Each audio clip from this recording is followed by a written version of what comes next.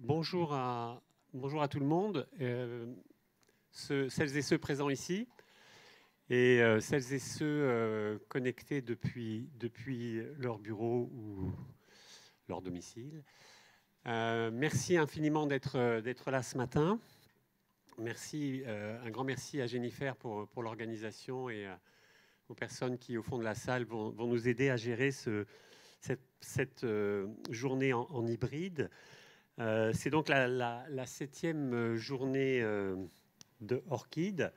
Les deux précédentes, comme vous le savez, on les avait réalisées à distance, et donc c'est bien quand même de pouvoir être présent et échanger plus facilement.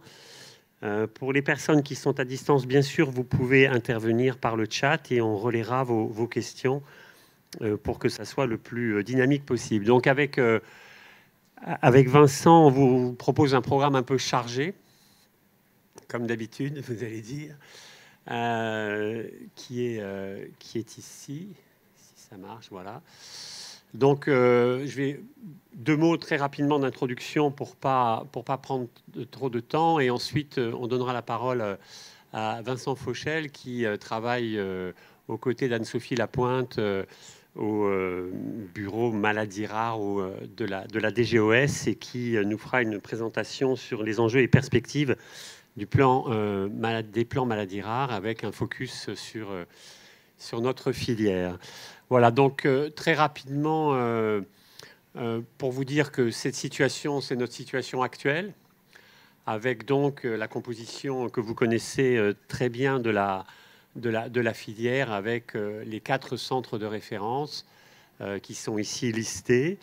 Et puis, vous avez tous participé il y a quelques mois à compléter un dossier, comme le disait Vincent de l'autre jour, lors du temps des filières, très facile à remplir, mais qui n'a rien du tout par rapport au dossier des ERN. Mais voilà, et donc l'objectif par rapport à la situation actuelle, c'est d'aller vers cette situation, donc avec un maillage territorial.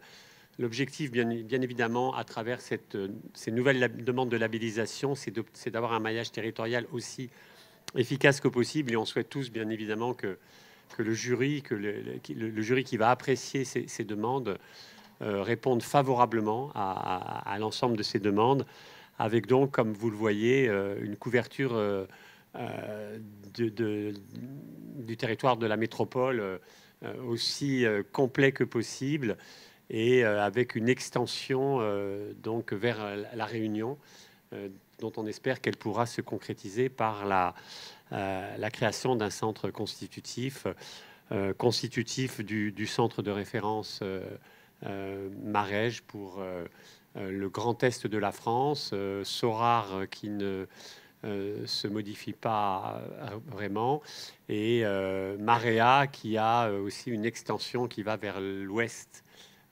jusqu'à Brest. Et le centre de référence Essénie, donc il était plus compliqué de le représenter puisqu'il est un peu éclaté sur l'ensemble du territoire. Voilà, donc je pense que Vincent Fauchel nous donnera le calendrier.